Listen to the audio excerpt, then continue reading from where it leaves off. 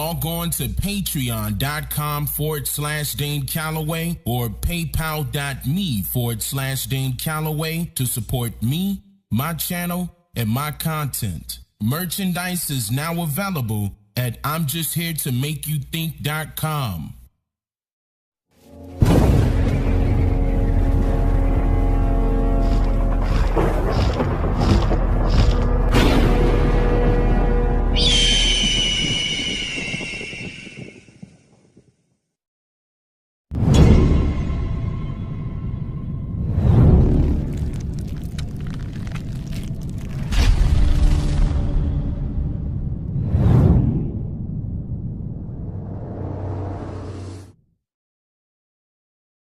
If you don't read the newspaper, you're uninformed. If you do read it, you're misinformed. What do you do? That's a great question. What is the long-term effect of too much information? One of the effects is the need to be first, not even to be true anymore. So what a responsibility you all have. To tell the truth, not just to be first, but to tell the truth. We live in a society now where it's just first. Who cares? Get it out there. We don't care who it hurts. We don't care who we destroy. We don't care if it's true. Just say it. Sell it. Sell it. Sell it. Sell it. I was wondering about our yesterdays and digging through the rubble. And to say the least, somebody went to a hell of a lot of trouble to make sure that when we looked things up, we wouldn't fare too well. And we would come up with totally unreliable pictures of ourselves. But I've compiled what few facts I could, such as they are, to see if we could find out a little bit of something, and this is what I got so far. First, white folks discovered Africa. They claimed it fair and square. Cecil Rhodes couldn't have been robbing nobody because, hell, there wasn't nobody there. And white folks brought all the civilization because there wasn't none around. How could the folks be civilized when wasn't nobody writing nothing down? And just to prove all of their suspicions, well, didn't take too long.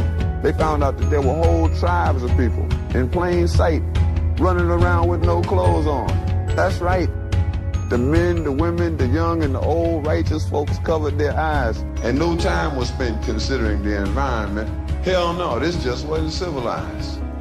And another piece of information they had, or at least this is what we were taught, is that unlike the civilized people of Europe, these tribal units actually fought. And yes, there was some crude implements, and yes, there was primitive art, and yes, they were masters of hunting and fishing, and courtesy came from the heart. And yes, there was love and medicine, religion, intertribal communication by drum, but no paper, no pencils, and no other utensils, and hell, these folks never even heard of a gun. And this is why the colonies came, to stabilize the land, because the dark continent had copper and gold, and the discoverers had themselves a plan. They would discover all the places with promise. You didn't need no titles and deeds. Then they would appoint people to make everything legal, to sanction the trickery and greed. And back in the jungle, when the natives got restless, they would call it guerrilla attack. And they would never describe that the folks finally got wise and decided that they would fight back. And still, we are victims of word games. Semantics is always a bitch. Places once referred to as underdeveloped are now called mineral rich. And the game goes on eternally. Unity kept just beyond reach. Egypt and Libya used to be in Africa. They've now been moved to the Middle East. There are examples galore, I assure you. But if interpreting were left up to me, I'd be sure every time folks knew this version wasn't mine, which is why it is called his story.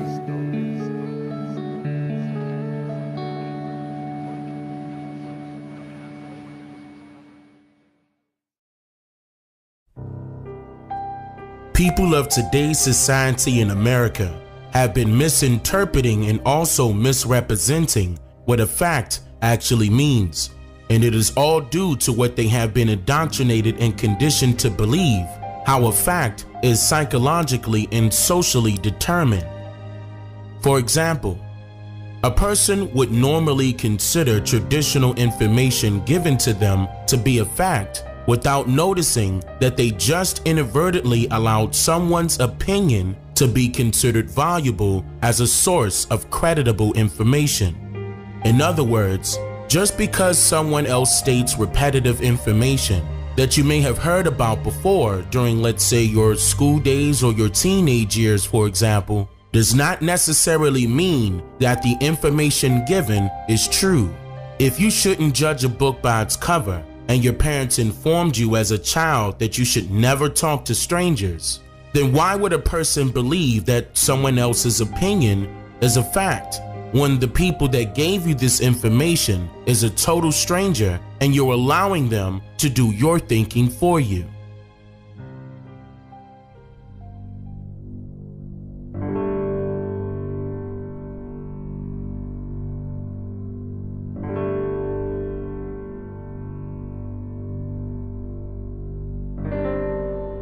Let's begin with number 1. As the story goes in American history, 90% of the Indian population in North America were killed off by way of smallpox and other diseases.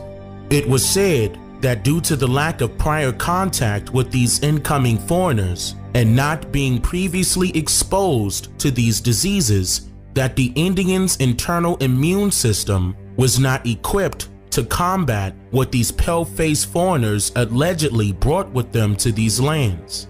Now, this is where logical critical thinking comes into play, and you simply question everything. Like, some of you can recall having chicken pox, maybe when you were a child. Does chicken pox lay dormant inside of you forever? What about a common cold? Or even the flu for that matter?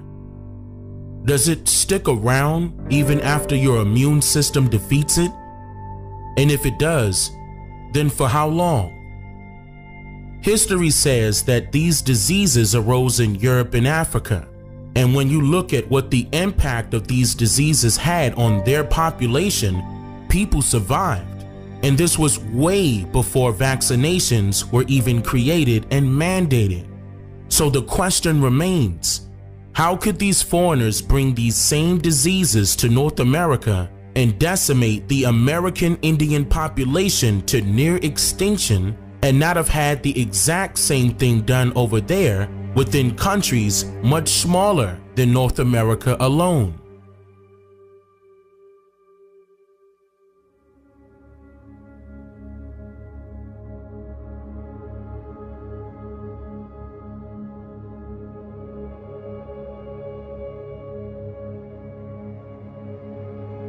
Let's move on to number 2. You can recall the story of slavery throughout American history and how we are all told that allegedly 12.5 million enslaved Africans were brought to the Americas by way of slave ships between 1619 and 1875. However, history fails to mention or document how many whites it took to accomplish that. Or does it?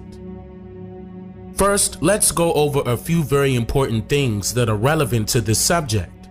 Like, according to more commonly known world maps of today, which derived from the Mercator world map of 1569, Europe is somehow located above, or rather north, of Africa. However, before it was colonized and named Europe, that particular land has always been one large landmass, meaning that there was no imaginary dividing line to separate it to begin with. So in this sense, Europe is and has always been a part of the lands that are commonly referred to as Africa, and the people residing throughout these lands would be considered as Africans.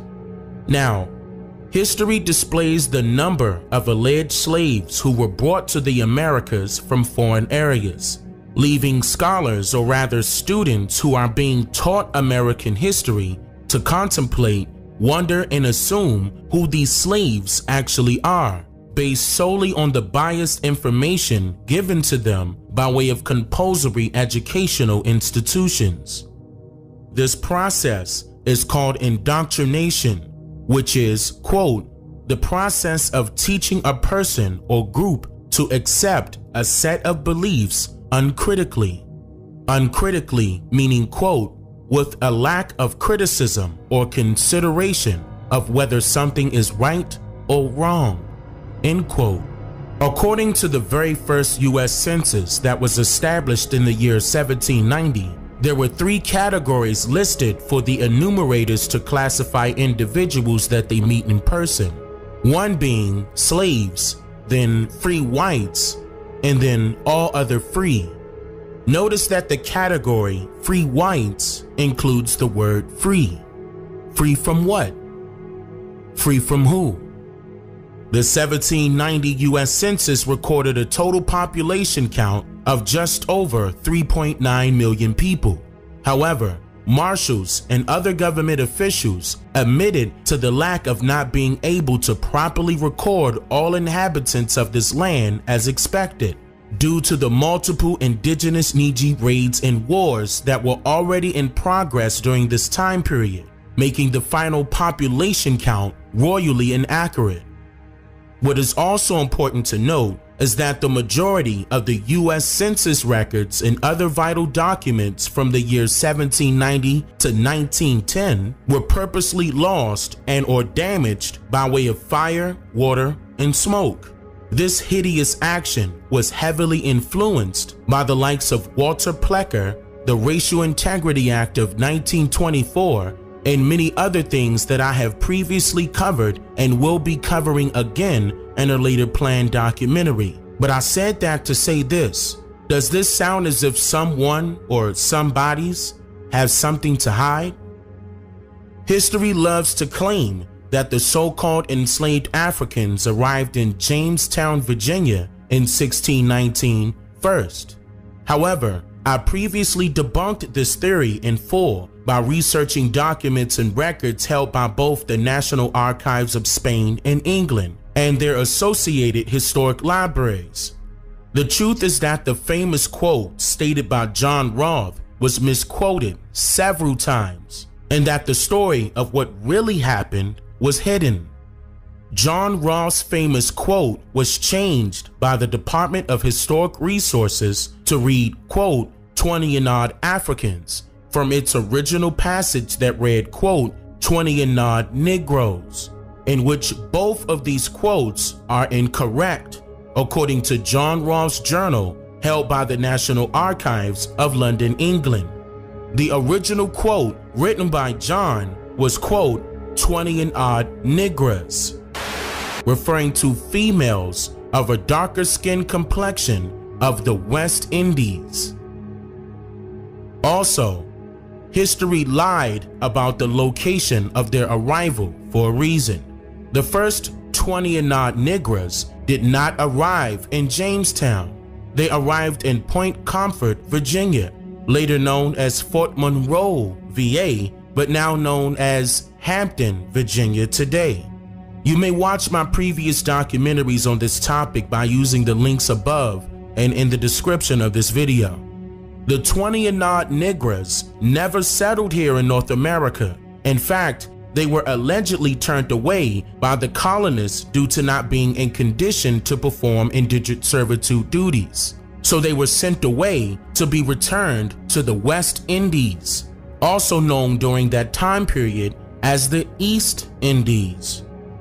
Now, the actual slaves that immigrated here in North America during the years 1619 and beyond arrived in James City and Plymouth, Massachusetts simultaneously in order to create and establish the very first and second colonies of North America. Now, history claims that the first colony established in North America was Virginia by Captain John Smith in 1607. However, according to unclassified documents and records concerning the Company of Virginia, or rather the Virginia Company of London, a charter was awarded to the Virginia Company by King James in order to establish a colony in Virginia. But King James did not approve the colony of Virginia until the year 1627, by the time a fourth and much smaller charter was approved and a governor was appointed by James himself. Now, what does all of this mean? Well, keep in mind that history also states that Captain John Smith sailed from London, England to Plymouth, Massachusetts in the year 1614. and also named an important river after King Charles I that same year. But here's the problem with that. According to the tales of American history, Charles, the son of James, was not King of England and Scotland until March 27, 1625. And according to the statutes at large, being of all the laws of Virginia, and the Henning Statutes of Virginia, Volume 1, James was still King of England and Scotland when he gave the royal approval to establish the Virginia colony in 1627, 2 years after Charles was allegedly in office as king. Also, that important river that I just mentioned was allegedly called Charles River by King Charles and Captain John Smith, but this was all a lie, and here's why. Nowadays, American history loves to claim that Charleston, or rather originally known as Charlestown, South Carolina, was the major port allegedly used to import thousands of so-called African slaves into North America.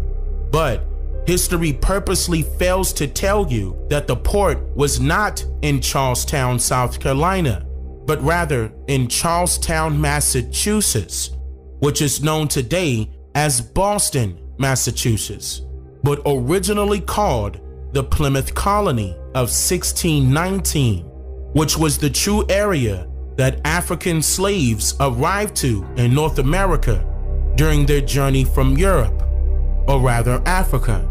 The pale faces who traveled here were labeled as pilgrims, knights, gentlemen, merchants, and adventurers by American history, but they were all technically employees, laborers, peasants, who assumed the belief of their freedom, but yet still under the dominion of the King of Scotland and England. We didn't land on Plymouth Rock. The rock was landed on us.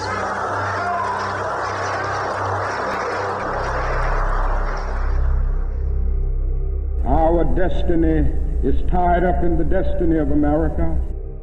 Before the Pilgrim Fathers landed at Plymouth, we were here. We were here. We were here.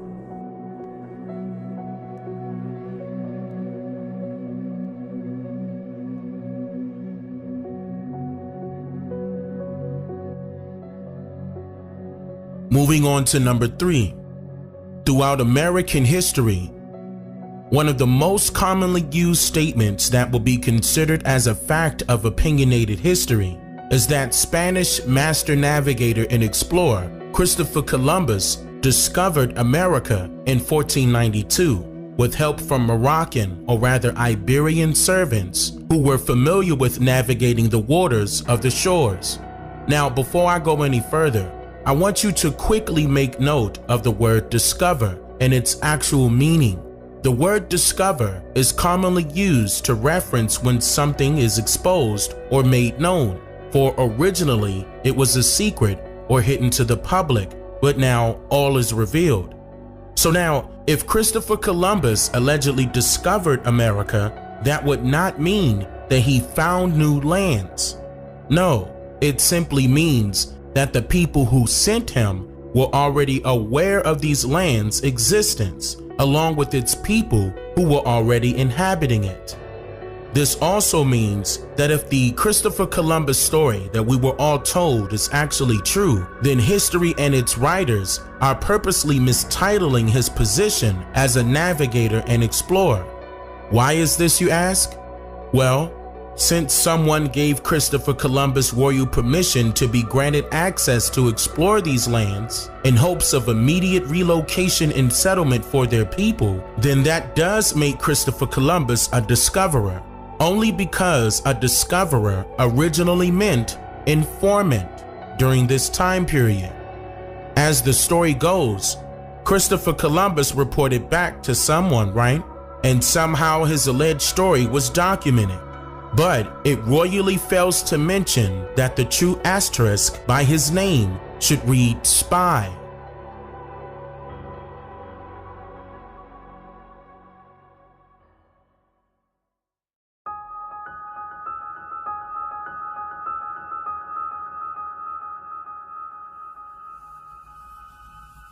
And finally, number 4. People have been told many different things concerning the Underground Railroad story, and somehow the story is being carried out as if it was just a myth. In some instances, some history tellers would say that the Underground Railroad had nothing to do with a railroad or even being underground. But just like numerous things that are considered to be American history today, this opinion that we were all told is false. People who were born between the 1950s and beyond were told that the Underground Railroads were safe houses for runaway slaves, while people who were born in the 1930s and earlier were told that the Underground Railroads were actual railroads that people utilized in order to vacate their jobs. The significant differences between both stories is quite obvious, but just in case you were wondering why, let's go over why the phrase runaway slave was used later on in history books and other correlating curriculums. You can recall how the story of slavery goes. A slave master is the owner of those he or she enslaved, and that a slave's daily duty was commonly rather known as a laborer for his or her owner or slave master. The truth is that a so-called slave master's position was literally the employer, no matter their hue of complexion, and the so-called slave's position was literally the employee. The majority of people today are at-will employees, and the contract that you sign in order to become employed by a company means that you can quit or be released from your job at will. But during so-called slavery times, these same contracts were binding for much longer periods of time. Once or if your contract expires, you were then released or freed from all duties. So, when you hear the story of a person escaping via the Underground Railroad, this was a person that was attempting to leave their job before the expiration of their binding contracts, if they had one. So, why was it an Underground Railroad? Because even the right of transit for a slave, or rather a fugitive, was denied if their contract was not completed. So, what is the Underground Railroad? Upon the arrival of foreigners, they discovered a transportation system that ran both above and underground. This transportation system was previously designed to run from coast to coast, aligning parallel with the canals and rivers throughout North America. The expansiveness of these ancient railway structures was so great in numbers that it was very difficult for any foreigner to even attempt to regulate them all during this time period and even the days of so-called slavery. Now, you can get an idea of what these underground railroads looked like if you were to visit, say, your local train stations, for example. Upon close examination, you will notice that there are usually 2 to 3 sets of tracks, in which one set typically includes a left side track and a right side track. In more common use areas, only 2 sets out of a possible 3 are being used today, leaving one to wonder why one set of tracks are currently not in use. According to the routes that are displayed on the maps of the Underground Railroads, they directly correlate with the same routes of service that are still being used today, and even with some of the much older railway destinations that has since been removed, and also with portions of the railway system that ran deep underground. Now, I know what you're thinking. Everything is not a conspiracy, but not everything happens out of pure coincidence neither. A great amount of these much older and more narrow-like tracks ran through hundreds of different mines that led directly into a variety of mounds and mountains throughout the lands. And only the people that were familiar with these routes could conduct a method of transportation for others who are seeking freedom, or rather seeking to quit their jobs. America's history's most famous trophy to use when it comes to campaigning the so-called slave story that was alleged to have occurred here in North America is none other than Harriet Tubman. In the year 1896, at a suffrage convention, or rather a voting convention for women's rights in New York, Harriet Tubman was allegedly quoted stating the following: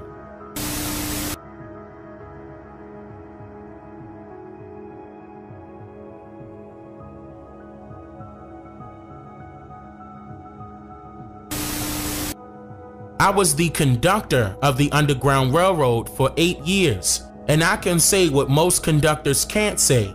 I never ran my train off the track, and I never lost a passenger. End quote. What's very interesting to note about this quote is that she indicated to the public what her job's description and position was for 8 years with the Underground Railroad. Harriet Tubman acknowledged that she was literally a train conductor, in which a train conductor is responsible for the overall operations of rail systems and safety measures for its oncoming passengers. So in this quote, which was said to have been stated by Harriet Tubman directly, she admits to performing her duties without error, while also indicating that she cannot say the same for other conductors of the Underground Railroad. So the question remains, how was Harriet Tubman cognizant of the routes ranging from southern to northern parts of these lands and all the way to Canada, with her being an alleged runaway slave? And how is it that Harriet Tubman hinted that it was more than one conductor of the Underground Railroad, but she was the only one chosen to be duly noted by American history? Who are the others? What is also very important to note here is that many of the locations that were originally known and listed as stations were later changed to be described as safe houses. For example, on October 10th, 1980, a House Resolution Act was passed by Congress that allowed for the establishment of the Boston African American National Historic Site, the African American Meeting House, and it also allowed for the creation and development of the free African American community within the Beacon Hill area in Boston, Massachusetts.